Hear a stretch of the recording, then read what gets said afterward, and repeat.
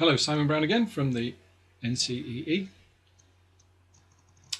In these clips that I've been recording for you, the background has been the business model canvas, which is the key tool that we've employed throughout this training that should be something you focus on quite regularly.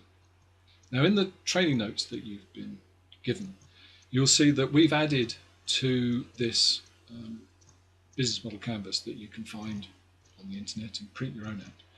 We've put you very clearly at the top because, as I said in one of these earlier clips, you are central and vital, and how you are supported and how you develop will determine how successful your business is.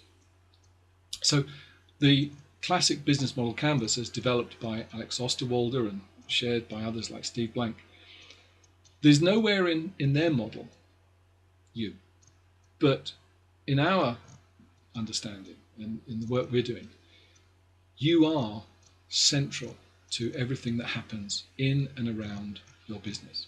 And so you need to be very clear that you are vital to the success, and you need to make sure that somewhere in the business model canvas you are represented. And so with all of these visual planning tools, these little simple tools that we've tried to share with you, you should make sure that you don't exclude yourself from the value proposition, the business, because you are central. And so when you start looking at your planning tool, and as you go through these sessions that have been organized and being delivered for you,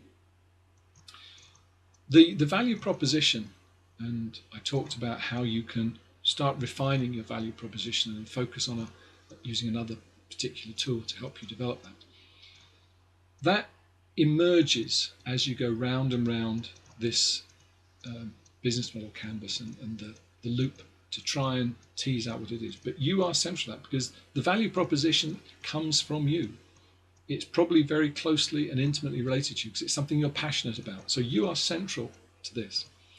And once you've worked out what the value proposition is and who your customers are, what they're wanting, what they don't like in other offerings, what excites them, what will bring them back to you, when do they buy? How often do they buy? How regularly? What are their buying habits? Once you know all of that, then you can work out how to deliver that value, how to make sure that the products or services get to your customers when they need them, in the condition that they expect. And if there are problems, how are you going to deal with them? And then that's the relationship that you want to have.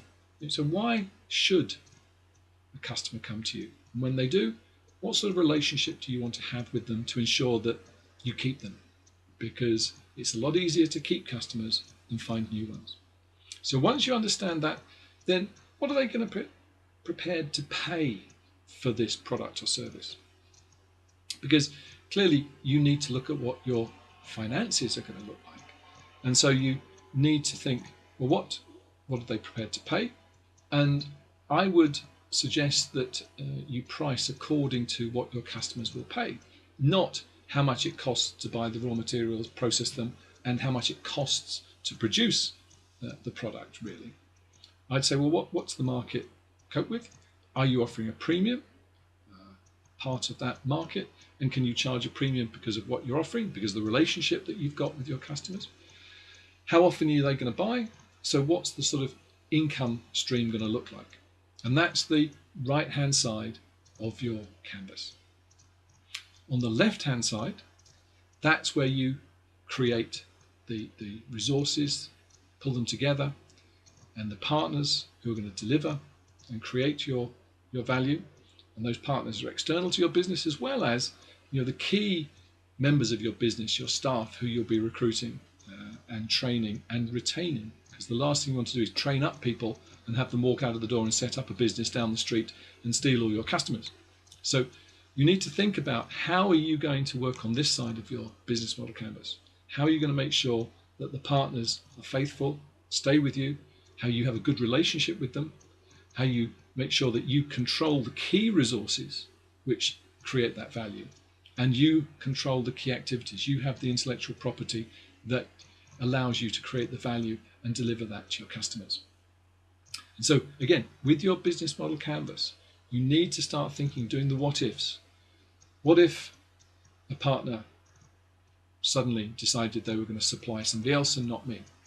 Are you beholden to a particular supplier? What is the relationship going to be with them? How are you going to pay them? How often are you going to pay them? What are the arrangements that you've got? And how are you going to develop that relationship so that you build it together and you build your partners as well as your business?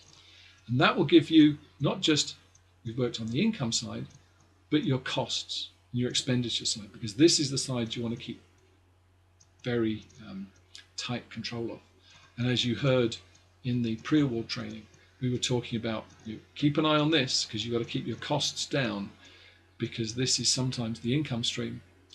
If this is less than your costs, you don't have a business, you don't even have a hobby, you've got a charity, because you're just giving all your hard work away and not getting any money back.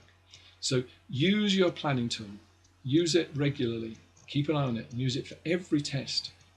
How are you going to expand the business? Use the business model canvas. How are you going to respond to a competitor coming into the market? Use the business model canvas. How are you going to respond to customers who change their buying habits? Business model canvas. Okay? Good luck. See you soon.